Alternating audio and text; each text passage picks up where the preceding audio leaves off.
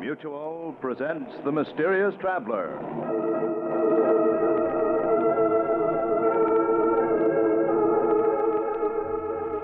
This is The Mysterious Traveler, inviting you to join me on another journey into the realm of the strange and the terrifying. I hope you will enjoy the trip, that it will thrill you a little and chill you a little. So settle back, get a good grip on your nerves, and be comfortable. If you can.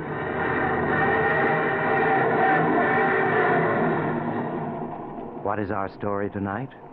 Why, tonight we're going to see what happens when an honest man yields to temptation and descends into the murky depths of murder and despair. It's the story I call Dark Destiny.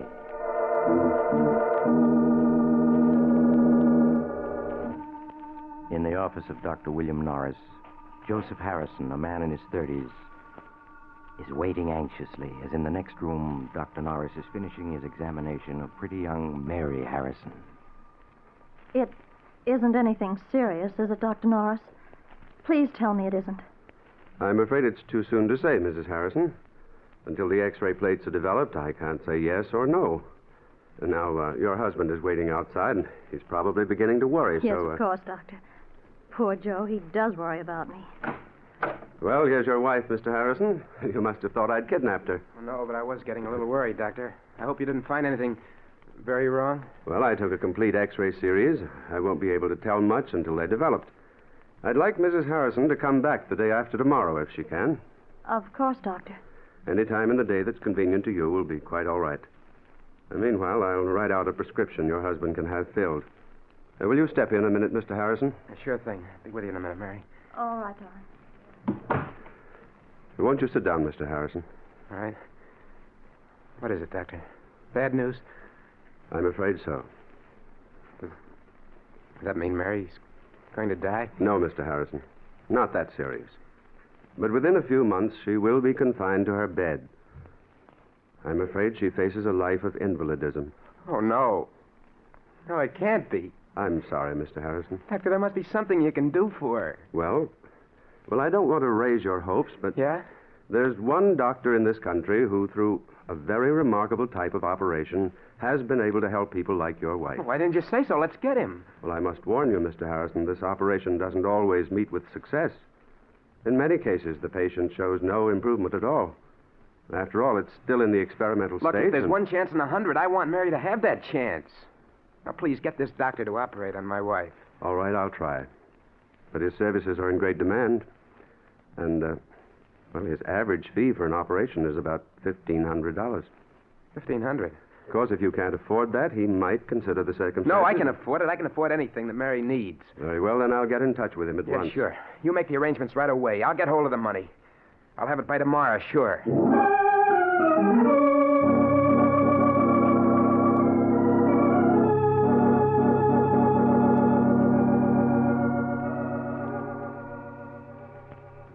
Darling, help me off with my coat, will you? Oh, sure. How you feeling? Oh, my backache is much better since I took the medicine Dr. Norris gave me. I'm sure I'm going to be all right, Joe. Of course you are. He's one of the best doctors in the city. He'll have you well in no time. Did he tell you anything more, Joe? No, not a thing. Except that the treatment may take a little time. That's all. A little time? Yeah. Oh, dear, I hope it won't be too expensive. Your business has fallen off, and we've used up our savings Now, account. don't you worry about the money. Don't you worry about anything. All right, darling. I won't. But aren't you going to take your coat off? No, I got to get that prescription the doctor gave me filled. Now, you just take it easy till I get back. I might stop in at the shop, too. There's something I have to tend to.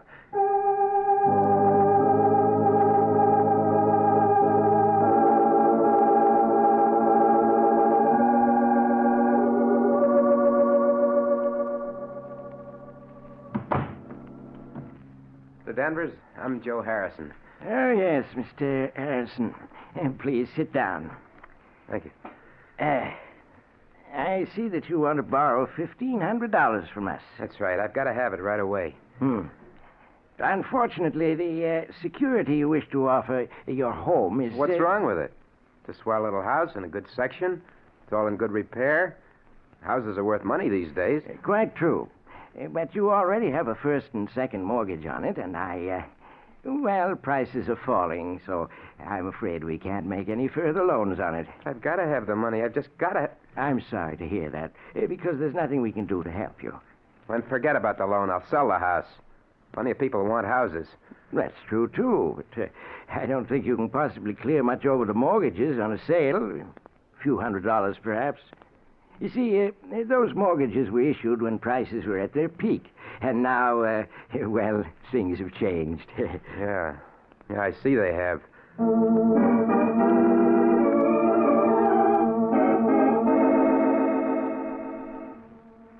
You say you're not employed, Mr. Harrison. No, I own a shop. You see, I'm a locksmith. That means you're never certain of your income. Now, if you had a job, a regular income that could be depended upon... What are you getting at? You mean you're not going to let me have the money? I'm afraid I can't, Mr. Harrison. But your ads say that you lend up to $2,000 on a personal note. I only want $1,500. Look, you got to let me have it. I certainly wish I could, but under the circumstances, I'm sorry. Very sorry, but there's nothing I can do. I'm afraid the collateral you suggest isn't satisfactory, Mr. Harrison. We'd lend you the money if we could, but we just can't. Sorry. But I've just got to have it. I've got to. Sorry. Do you hear me? I've got to have it. Sorry. Sorry. Sorry. Sorry. Sorry.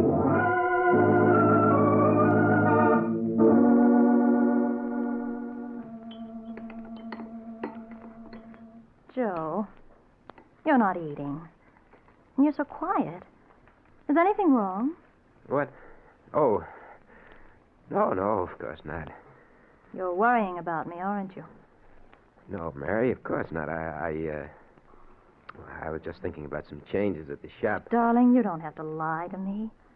I know you're worrying. But I'm going to get better. Really, I am. I promise it. Sure you are. Sure. Dr. Norris said so. You're going to be well in no time. Well, I have to go out now. I have an appointment with Horace Latimer. You remember I told you about him? We grew up together. I may be pretty late, so don't wait up for me.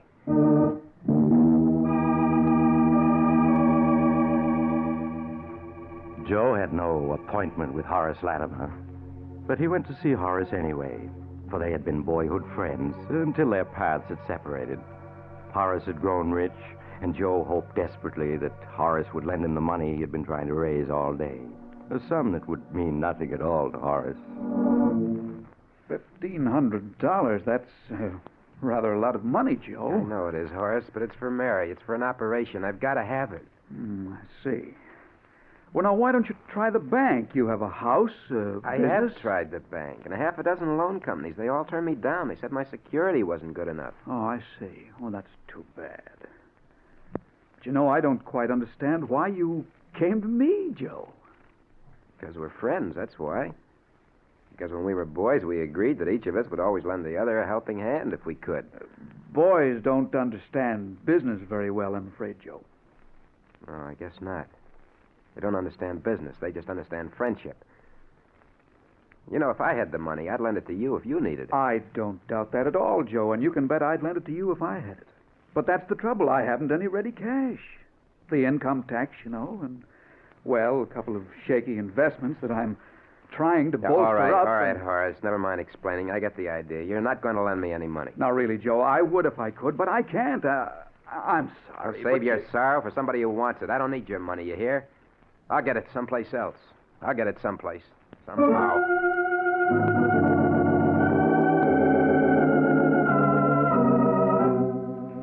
After he had slammed out of Horace Latimer's expensive home, Joe stood for a moment on the dark street corner, staring back with bitterness in his face. Yeah, you're sorry. I'll bet you are. What a sap I was to think you were a pal of mine. I should have known better. I should have known. Buddy? Huh? You speaking to me? Oh, no. Sorry, I guess I was just thinking out loud. That's okay. Hey, got a match? Match? Sure, yeah. Here you are. Thanks. Okay, hold it just like that. Make a move and I'll plug you. Gun? Why, well, you're... Yeah, this is a stick-up. Hand over your dough and make it fast, see? My dough? That's a hot one. I'm out trying to raise money, and so are you. Well, I only got $1 on me. Take that if you want it. Anyhow, it's more than I could raise. Don't try to kid me. Stand still while I see what you got in your pockets. Go ahead. Wallet. And a leather case of some kind. You'll find exactly $1 in that wallet. You made a mistake, I tell you. I don't live in this ritzy neighborhood. I just came here to try to borrow a little money. One measly buck. But I'll bet you got a roll hidden in this leather case. It's heavy enough. There's nothing in there but my emergency kit. Yeah, well, I'll see for myself. Hey, this kit is full of skeleton keys and pick locks and stuff. What are you, anyway, a second-story worker? I'm a locksmith and a safe repairman, if it's anything to you. Oh, yeah? Yeah. Now, how about taking that $1 and letting me go on my way? I'm in a hurry. Not so fast, pal. Were you leveling just now when you said you were trying to raise dough? Sure I was. I got to have $1,500 by tomorrow. And what's it to you? You'd be surprised, pal. Okay, I'm putting the gun away, but you ain't leaving yet. Why not? Because me and you are going to talk business. I got a plan that'll get us both all the dough we need.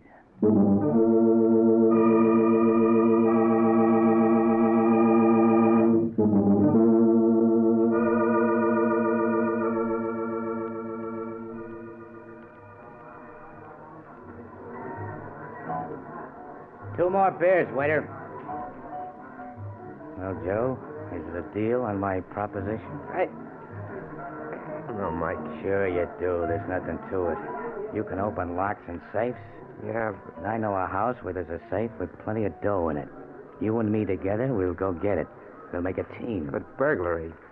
I've never stolen anything in my life. Listen, you need dough bad, don't you? And so do I. Plenty bad. Yeah, but And you said you'd do anything to get it, didn't you?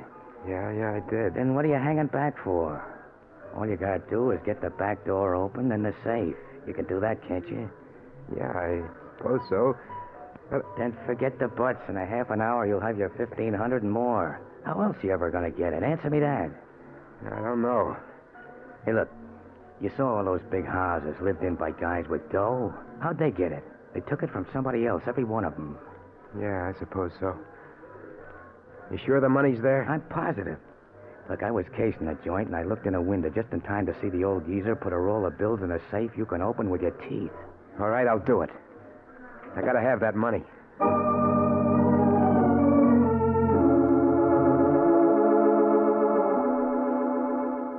And so, half an hour later, Joe and his newfound acquaintance stood in the shadows of the rear entrance of an imposing brick house, listening intently.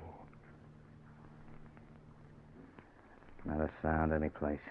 Good thing there's no dogs around. 1 o'clock. Everybody's hit the hay long ago. This'll be a cinch. That lock looks easy enough. I shouldn't be doing this. Must be some other way to get the money. Don't be a sucker all your life. You gotta take what you want in this world. Go on, get the door open. Gotta get inside before we're spotted. Well, all right. It'll only take a second, I think. Yeah, it's coming. There, it's unlocked. Let's get inside. Come on. There. Good. We're in, and nobody spotted us. The safe's in the library this way. Don't make any noise. You sure there's only the two of them in the house? Yeah. The old guy and his butler. Probably both deaf as posts. Here we are. Here's the library door. Come on in. The safe's behind a picture on this wall. That picture there? Yeah, that's the one. Now lift it down. There you are. There's the safe. Just a kid's toy. Kid's toy, nothing. That baby's tough. Well, you can open it, can't you? Yeah, but it'll take at least a half an hour. Well, get going. We can't stay here all night.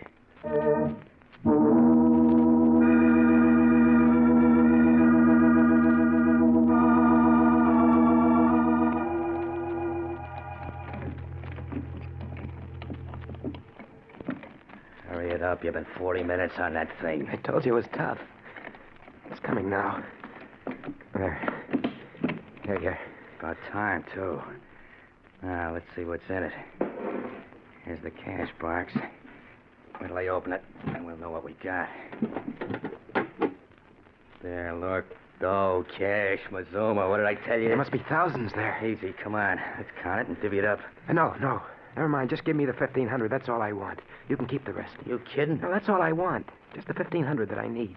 Okay, if that's the way you want it. Here you are.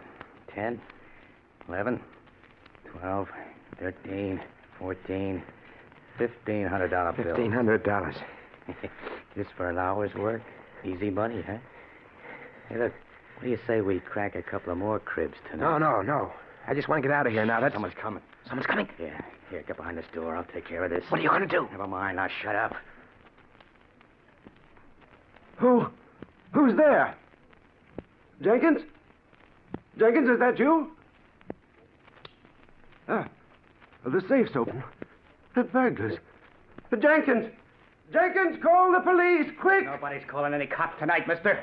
Why, you're a thief! Jenkins! Jenkins!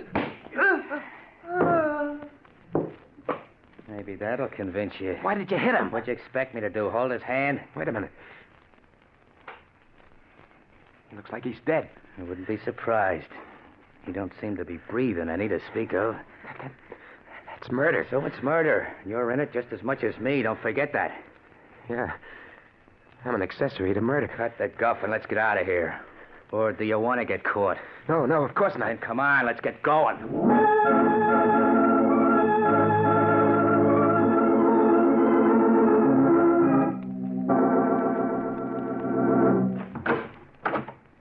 Okay, here we are.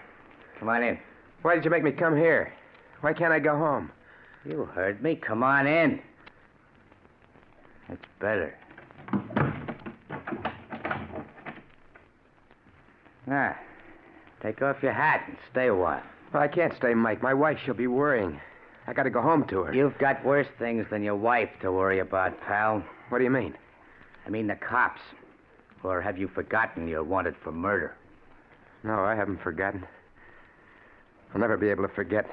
Why did you kill him? Why? So we wouldn't have to go to jail. Would you rather have gone to jail, Joe? Oh, of course not. Yes, I would. Well, I'm all mixed up. How did I get into this anyway? You needed dough. That's how you got into this, and you got it. So cut out the sob stuff. We're in the clear. Nobody got a peep at it. Why won't you let me go home? Why do you make me come to your room here? 2 reasons. The first is I want to make sure you know what it'll mean if you let anything slip. I know. You don't have to tell me. I won't let anything slip. If I thought you might, I'd slit your throat right now. I won't, I tell you. I have to live, for my wife's sake. Okay. And the second reason you're here is so you and me can have a little talk. Talk? What kind of a talk? Joe, I like the way you got that door and that safe open tonight. You and me got a future together. I don't know what you mean. Oh, yes, you do. As soon as the heat's off, we're going to do another little job together. Oh, no. No, I won't. I won't. Yes, you will. I tell you I won't. You can't make me. Oh, yes, I can. Because if you don't, I can always send a little note to the cops telling them it's you they want for that killing tonight. You wouldn't do that. That'd get you, too. I'd be a long ways away by then, but you can't get away. You got a business here and a sick wife. You couldn't leave them. Well, now you see why you're going to do what I say? You dirty... You... No, don't say it. You don't think you can pull a job and then go on as if nothing had happened to you. You're mixed up in murder. And somebody's always got to pay for murder. One way or another. I only did it for Mary's sake. Don't matter why you did it. You're in it now and you can't get out. Not without paying in some way. I got a good mind to go to the police, to confess. Get this off my chest. Oh, no, you don't. You see this gun? I'd plug you in a second if I... Get away. Let go of my hand. Let go. You got me into this. You're not going to make me go any further into it. Take that away from you. Mike. Mike. He's dead. He's dead. He tried to shoot me and shot himself. I gotta get away from here. I gotta get back to Mary.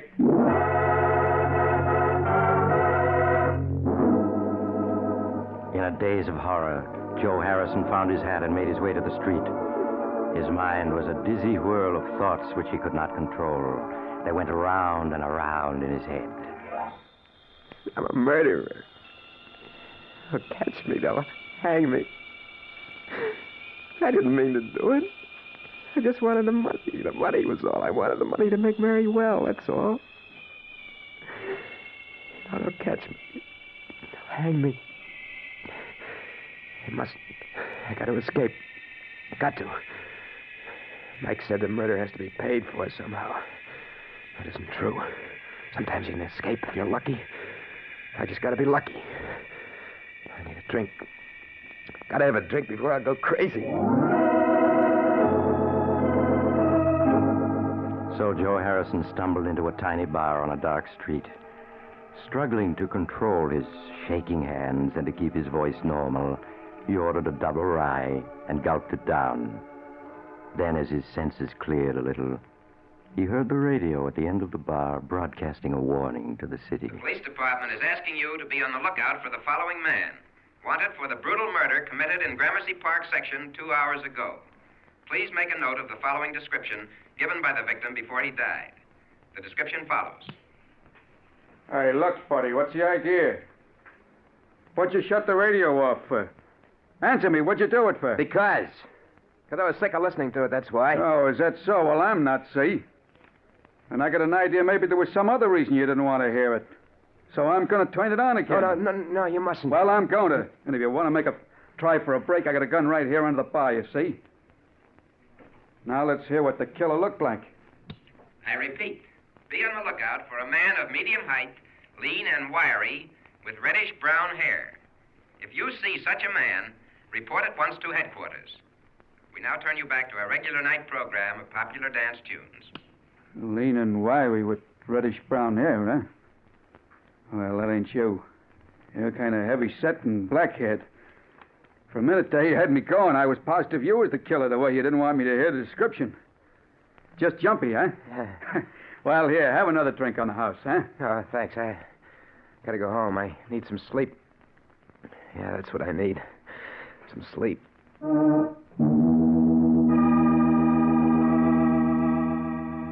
Aghast at how close he had come to giving himself away, Joe Harrison hurried home. It was Mike the police were looking for, not Joe Harrison. It was Mike whose description they had. Joe Harrison was safe. Safe. Hardly able to believe in his own good luck, Joe reached his home and let himself in. Mary was already asleep. Quietly, he got into bed and at last fell asleep himself. A sleep troubled by nightmares that gave him no peace. When he woke, it was morning, and Mary was preparing breakfast. Good morning, darling. What time did you get home anyway? I waited up for you almost till 2. I was pretty late. I stopped at the shop and did a little work. Forgot to watch the time. And this morning you looked terrible. I know. You're worrying. About me. But you mustn't, darling. I'm going to be all right. Really, I am. Of course you are. I'm going to see to that. What do you think? Dr. Norris called up last night. He wanted to talk to you. He said he had good news for you. Good news? Mm-hmm. But he wouldn't tell me what it was. I don't know why. He asked for you to stop in at his office this morning. Yeah, I think I know what it is. Yeah, sure. I'll go right over and see him. Oh, but, darling, you're going to eat breakfast first, aren't you? No, I'll eat when I get back. I want to see the doctor first. Anyway, I'm not very hungry. All right, Joe. But please hurry back. I want to know what the doctor says. Yeah, sure, Mary. I'll be right back. But everything's okay now. Everything's okay.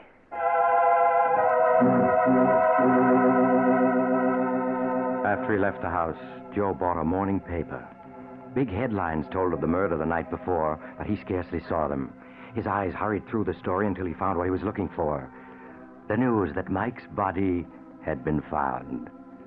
The man Mike had struck had given his butler Mike's description before he died, but he hadn't seen Joe at all.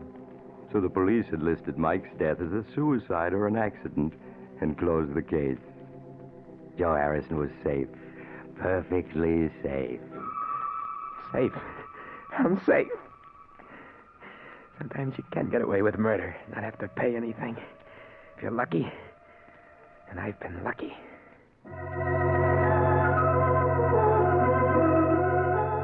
When he entered the doctor's office, Joe's expression was that of a man who had just faced disaster and been rescued at the last moment. He seated himself and tossed the folded newspaper into the wastebasket. Good morning, Doctor. Mary said you phoned that you had good news. Oh, yes, Mr. Harrison. Yes, I called you last night after I got in touch with the surgeon I spoke of yesterday, Dr. Nelson Richards. I wanted to tell you that he had agreed to operate on your wife. That's swell, Doctor. That's swell. I got the money right here in my pocket. The money, yes. Yes, I was going to tell you that Dr. Richards had said not to worry about that. You could take as long as you wanted to pay it. As long as I wanted. Then it wasn't necessary. I didn't have to do it. I didn't have to do it. I'm afraid I don't understand, Mr. Harrison. Oh, never mind, Doctor. I mean, here's the money. I got it right here. I want to pay for it. He's got to take it right away. What's the matter? Why are you looking at me like that for? The operation is going to cure Mary, isn't it? You said it would. You can't go back on your word now. You can't, do you hear? It's not that, Mr. Harrison. Yes, the chances are the operation would have cured your wife. But, well, unfortunately, Dr. Richards was the only man in this country able to perform it. Well, so what? He said he'd do it, didn't he? So what's the hitch? Mr. Harrison, Dr. Richards won't perform the operation now. Why not? Dr. Richards was tragically killed last night by a burglar who broke into his home on Gramercy Park.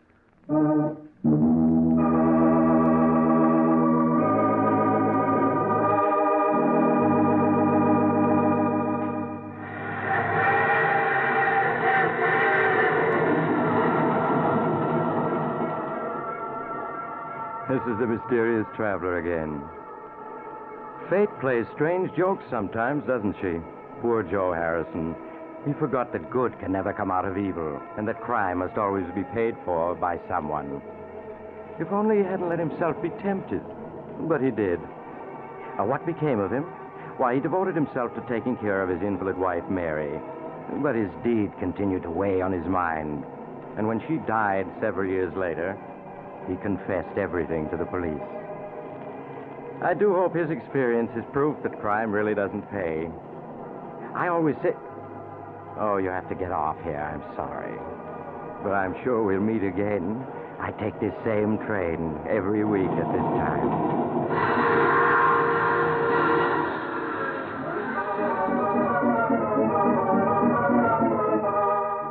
You've just heard The Mysterious Traveler, a series of dramas of the strange and terrifying. In tonight's cast were Maurice Tarplin, Joseph Julian, Elaine Kent, Palmer Ward, Kenny Lynch, and Bill Smith. Original music was played by Charles Paul. The Mysterious Traveler is written, produced, and directed by Rob Arthur and David Cogan. Listen next week to a tale titled Flight from Fear. Another strange and shivery tale of The Mysterious Traveler. The Mysterious Traveler has come to you from our New York studios. Carl Caruso speaking. This is the Mutual Broadcasting System.